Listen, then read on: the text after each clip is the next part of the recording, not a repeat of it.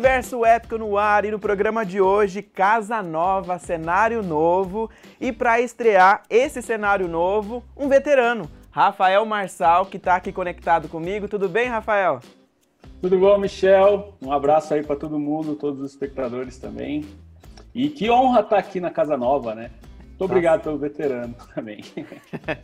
O Rafael que já esteve aqui com a gente, já falou de diversas obras, né, que ele fez. E agora, o último lançamento, a gente vai bater um papo que ele já tinha adiantado pra gente da última vez que ele veio. E vamos falar aí, né? Explica pra gente, Filhote de Mandrião. Deixa eu pegar aqui meu livro, ó, Filhote de Mandrião. Não sei se tá saindo espelhado aí, mas esse é meu último lançamento. Fala a história de dois pinguins, né? O Will e o Wes, que estão levando uma vida pacata lá no Polo Sul. Eles estão tranquilos quando encontram um órfão, né? Um filhote de mandrião, que, para quem não sabe, é um dos maiores predadores do Polo Sul. Tem gente que conhece ele como o oleiro. Ele é muito feroz assim, contra pinguins, só que ele está órfão, então eles não têm muita opção. Eles têm que adotar, têm que cuidar daquele bichinho. Ele está carente, né? E a história se desenvolve nisso, deles terem que proteger o filhote ao mesmo tempo que eles precisam se proteger porque é um bicho que vai virar uma ameaça em algum momento. Parece um drama bem drástico assim, mas não, tem bastante humor, assim, enquanto eles estão tentando levar ele de volta para o habitat natural, tem muita piadinha, é bem leve para toda a família. Tem algumas camadas, assim, de texto para quem é um pouco mais velho, fala um pouquinho, aborda um pouquinho a relação familiar, pai e filho, essas coisas. É um livro que eu me orgulho bastante, assim, é bem diferente do que eu estava acostumado a fazer, que era só tirinha. Essa é uma história mais densa, rendeu um bom livro, eu acho. E da onde que surgiu essa ideia, né? De onde que você foi procurar inspiração, encontrar esses personagens? Cara, eu vou me denunciar como muito nerd agora, porque o Will e o Wes, os dois pinguins, já era uma série de tirinhas que eu tinha, igual da Zinza, da Zinza e do Rebocó. Era uma série regular, assim, eu falava sobre dois pinguins. E aí, quando eu tive a ideia do ovo, deles encontrando um ovo e ser um filhote de predador, assim, esse plot veio para mim e eu falei, eu preciso explorar mais isso. Aí eu comecei a pesquisar sobre as vidas do Polo Sul, os tipos de bicho, para ver o que dava um bom conflito, sabe? E aí eu descobri que tinha o mandrião, descobri que tinha a foca leopardo, o krill, que é um bichinho, mas é praticamente uma planta lá, porque tem muito e todos os bichos dependem muito dele para comer, para sobreviver. Porque é um bicho que consegue comer e converter em proteína, energia, o fitoplâncton. Então é um negócio que ele é muito útil porque ele é o que faz essa ponte entre o que é material e o que é molecular, assim. É muito louco, né? Parece coisa de nerd mesmo. Mas eu estudei muito sobre o Polo Sul. E aí essas coisas foram me dando ideias e elementos para criar a história, assim. É sensacional. Sabe o que me lembra? Timão e Pumba, cuidando do leão.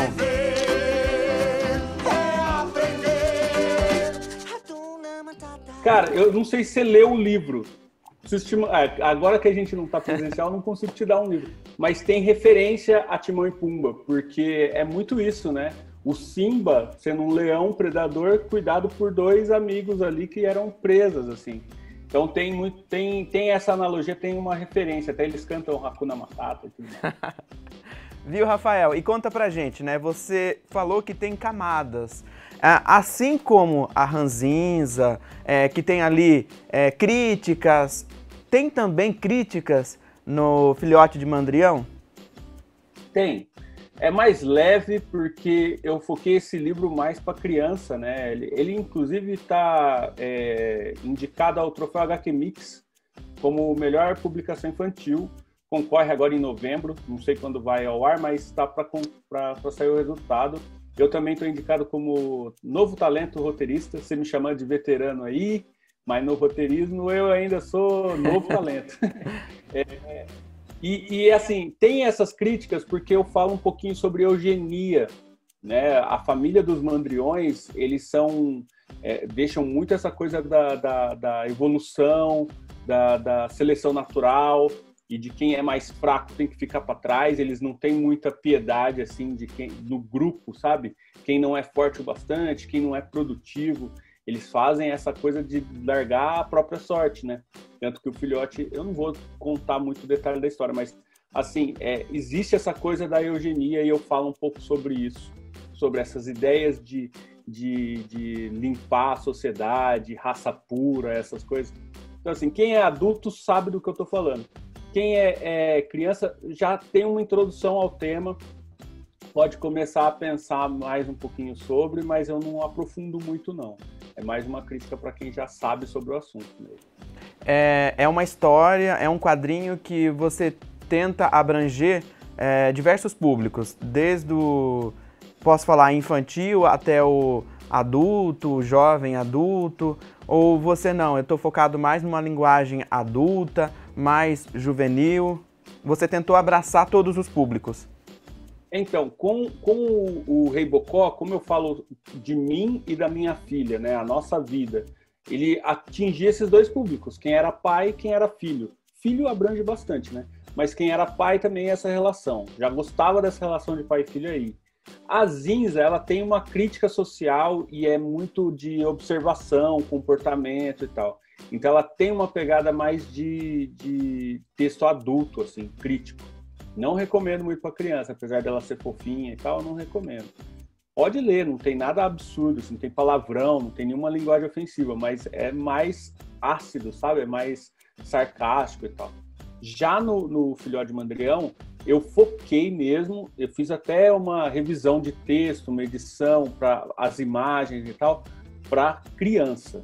Então não tem sangue, apesar de ter briga, ter conflitos e tal, predadores, não sei o quê, não tem sangue, porque eu quero que seja agradável para a criança, eu quero que um pai veja e fale assim, ó, isso aqui é bom para o meu filho ler, ele pode ler junto com o filho. Então, assim, eu acho que se você faz, eu penso, né, não sei se eu estou certo, mas se você mira essa história para a criança, se a criança pode ler, qualquer um pode ler. E aí, se não tem nada ofensivo para a criança, você pode colocar ali qualquer tipo de assunto, qualquer tipo de temática e discussão que vai atingir outras camadas da sociedade, outras idades, sem problemas, assim.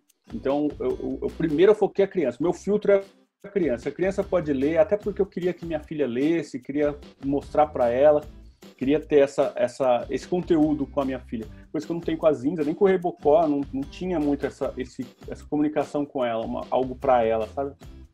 No Filhote de Mandrião eu consegui.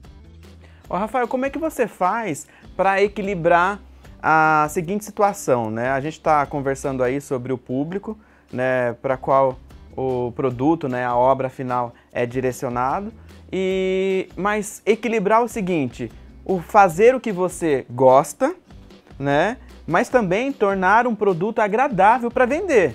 Porque não adianta fazer só o que você gosta, você vai lá, poxa, pesquisei sobre o Mandrião, né, sobre tudo, ficou sensacional, atende o meu ego, atende a minha satisfação, mas e aí o mercado, né? Como é que você equilibra isso? Cara, eu adorei essa pergunta, porque eu vivo falando isso com meus amigos, assim, meus amigos quadrinistas, e cultura, arte no Brasil não é fácil, não. E uma das coisas, várias coisas dificultam, mas uma das coisas que eu vejo que dificulta, porque é um negócio que depende da gente, né? E dificulta muito, é a gente não entender que arte é produto. Né? É legal você fazer uma arte, você fazer um desenho, fazer um texto, uma poesia que vai te agradar e que você entende ali que tem uma virtude, né? Uma coisa que uma performance bacana, mas que não chega no público. E é um diálogo, né? Você está criando um conteúdo para um público. Se você não pensa no seu público, se você não quer agradar o público, ou se você não pensa em, pelo menos, estabelecer uma comunicação com esse público, funciona, você está falando sozinho, né? E quando a gente pensa em produto, né, que nem no caso, é um livro, um produto, é um livro. Então, o papel tem que ser pensado, o tipo de impressão, ele tem que ser um produto apresentável para eu colocar numa livraria, para eu colocar à venda, porque a pessoa, quando ela vai comprar isso, ela repara nessas coisas. Então você tem que se adequar ao mercado também. Eu acho que não existe muito uma neura, assim, ai meu Deus, eu tenho que ser comercial e marqueteiro e tal. Não tem isso. Mas pelo menos o mínimo de qualidade do produto você tem que ter. Você tem que ter uma preocupação de ter um preço bacana, competitivo, sabe? Eu já vi muita gente fazendo livros assim bacanas, mas que aí na hora que você vai vender é o dobro do preço do mercado. Ou então você faz numa impressão ruim, usa um papel ruim com a gráfica que não é especialista, sabe? Então essas coisas assim a gente tem que pensar como empresa mesmo, sabe? Desculpa o barulho. Você tem que pensar em pequenos detalhes como empresa, né? Por mais que você seja um artista e tal, eu acho que não tem muito que se vangloriar, sou artista, não, eu sou um empresário, eu sou um empregado e eu tenho que produzir um produto, um conteúdo, né? Então é difícil equilibrar. A sua pergunta, por isso que eu gosto muito dela, porque às vezes a gente pensa assim, eu sou um artista, eu sou criativo, eu não tenho que pensar em preço de capa de livro. Tem sim, porque a empresa que você resolveu abrir é o tipo de produto que você quer vender, então você tem que saber sobre isso, tem que saber sobre entrega, tem que saber sobre impressão, tem que saber sobre orçamento, prazos de produção. Então, assim, quanto mais a gente aprende sobre a parte industrial da coisa, sobre a parte empresarial da coisa, mais livre você fica para criar a parte artística, né? Eu acho que todo exercício criativo, assim, é legal você ter uma limitação. Por exemplo, eu posso falar assim para você, inventa uma história aí agora. E você vai ficar, meu Deus, mas pera, me dá um tema, me dá uma direção, né? Agora eu falo assim, inventa uma história sobre 2 pinguins que precisam adotar um predador. Aí você fala, opa, agora eu tenho... Aí tem que ser humor. Não pode ser violento, tem que ser para criança. Você vai fazendo limitações e a coisa vai te dando um rumo, assim. Eu acho que essas limitações para a criatividade é bem bacana, assim, é um exercício muito bom. E o Rafael, conseguiu chegar então nesse equilíbrio? Cara, eu acho que eu ainda tenho alguma coisa para evoluir, eu quero melhorar nos meus próximos projetos, mas assim, para um primeiro livro grande, uma história grande assim, eu acho que eu não poderia ter feito nada melhor, não. Pela percepção, pela recepção do público, tá vendendo muito bem. A lojinha online, nesse tempo de pandemia, vendeu bem. Poxa, é um negócio, é um reconhecimento que eu fico muito feliz. E também o sucesso de crítica, né? Porque eu fui indicado ao troféu HQ Mix, como se fosse o Oscar dos quadrinhos, tanto com o livro, né? Que é ele melhor publicação infantil, independente, e novo talento roteirista. Então, assim, eu poderia alcançar mais coisas? Poderia, mas eu nem tenho noção de onde eu poderia chegar, além de onde eu estou chegando. E aí, como é que faz, né? Tem aí um trabalho de fazer um calendário, se planejar por conta de lançamentos, tem sempre ter novidades. Como é que faz? É muito importante você conhecer, de novo falando sobre mercado e empresa, indústria e tal, você tem que saber o seu calendário anual. Por exemplo, um evento que é muito importante para o mercado de quadrinhos é a Comic Con, a CCXP, e aí você trabalha, se você quer lançar algo lá, você trabalha o seu cronograma todo de trás para frente. Tipo, o evento vai ser em dezembro, começo de dezembro. Leva um mês para o livro ficar pronto na gráfica. Então, você tem que levar o livro, entregar na gráfica tudo pronto um mês antes. Aí, mas você leva não sei quantos meses para produzir o quadrinho. Então, você volta esses meses antes do seu cronograma. E assim vai. Aí, que nem eu, no meu caso, ainda tenho a campanha do Catarse ainda para financiar o livro no meio disso. Então, eu tenho que planejar essas coisas também. Com o tempo, você vai ficando fera, assim. Você fala, não, é o ano, então em janeiro eu já tenho que estar com o meu projeto pronto para financiamento, eu já tenho que estar com o roteiro, já tenho que estar desenhando, já tenho que ter um orçamento da gráfica, você já tem que ter essas coisas todas. E assim, para pensar em lançar na CCXP, mas não é o único evento, né? A gente acaba mirando nele porque ele é bem grande, é final do ano, é aquela coisa de Natal, então é bacana para pensar em algo assim para lançar um produto. Mas tem evento grande em Minas Gerais, o FIC, de Belo Horizonte. Tem a Bienal do Quadrinho em Curitiba, que é bem legal também. Tem vários eventos em Campinas, na região, assim. Tem um na biblioteca, né, Biblioteca Municipal, que a Suzy toma conta. Tem o daquela escola, esqueci o nome, do Liceu. Então, assim, a gente vai conhecendo alguns eventos da região e acaba usando esse calendário para ir escoando as nossas vendas e tendo contato com o público também. Outro trabalho importante é o da internet, né? Que nem eu tenho é interessante você pensar assim, que eu tenho produtos, né, meus livros, minha lojinha, tal, coisas que eu vendo, e eu tenho o meu conteúdo que eu posto nas redes sociais, que são minhas tirinhas e tal, que ninguém paga nada para ler. Mas é uma forma de eu ser conhecido, a pessoa conhecer meu trabalho, ver como eu desenho, ver como eu escrevo, o tipo de material que eu crio, para ver se vai querer comprar ou não. Então é um trabalho que você vai equilibrando tanto o calendário de produtos quanto mantendo presente online o tempo todo, sabe?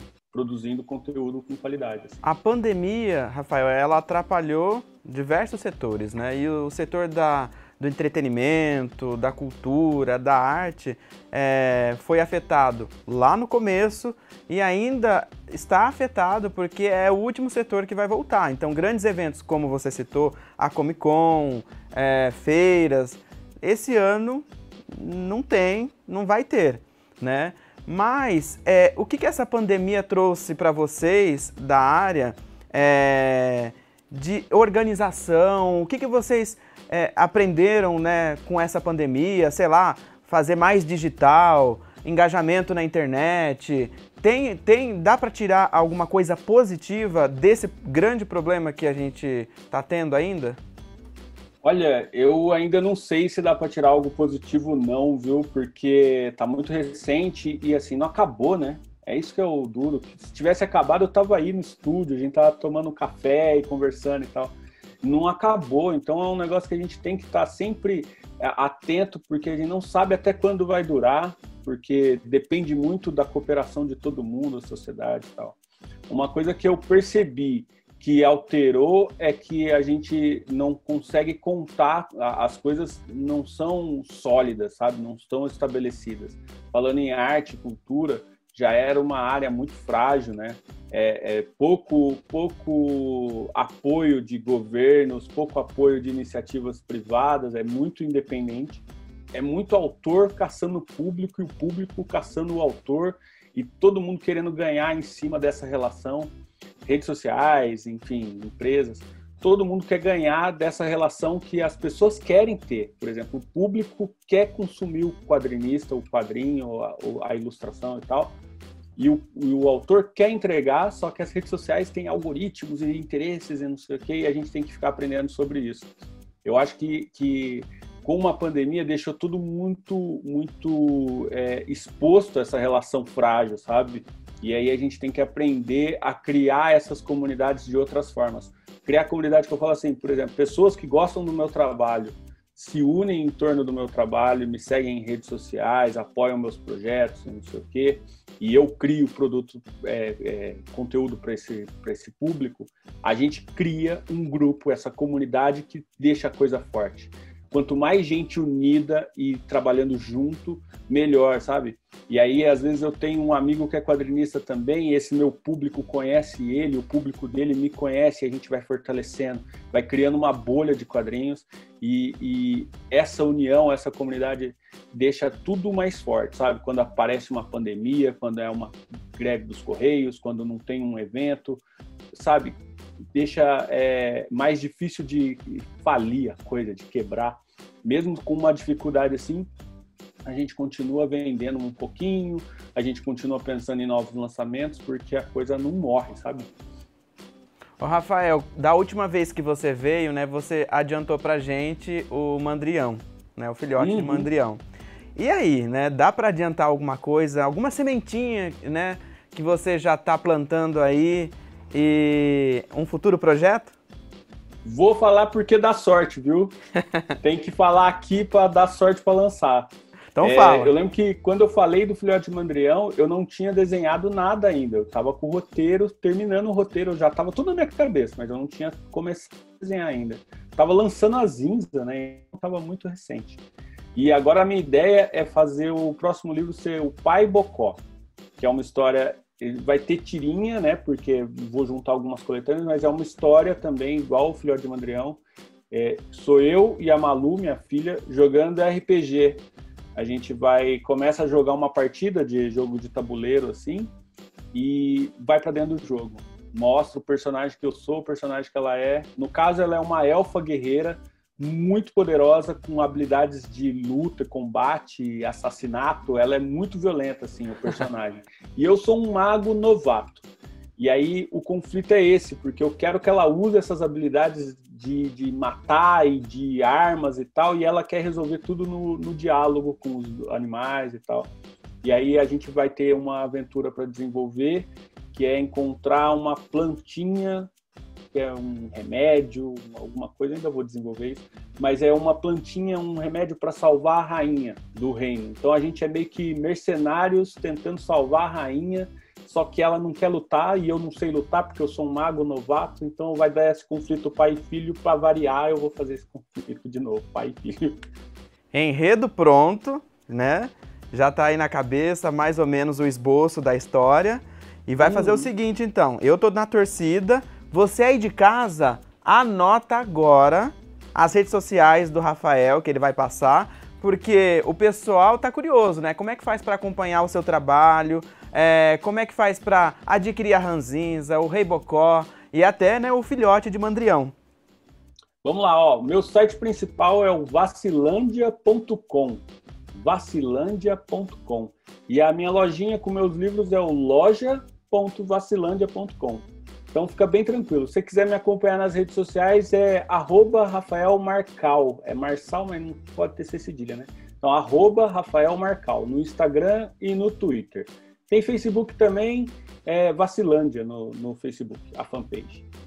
Eu não preciso nem falar que já tá super convidado para quando lançar, né, o seu novo trabalho, vem aqui contar pra gente, certo? Vou torcer para já ter acabado essa coisa do isolamento, a pandemia, tudo, para eu poder ir aí no estúdio tomar um café. Combinado, aí você vem conhecer o nosso estúdio novo, nosso cenário novo. Isso. Fechou, um abraço, viu? Valeu, abraço. Ponto final no Universo Épico. A gente fica por aqui e na próxima semana tem muito mais. Tchau!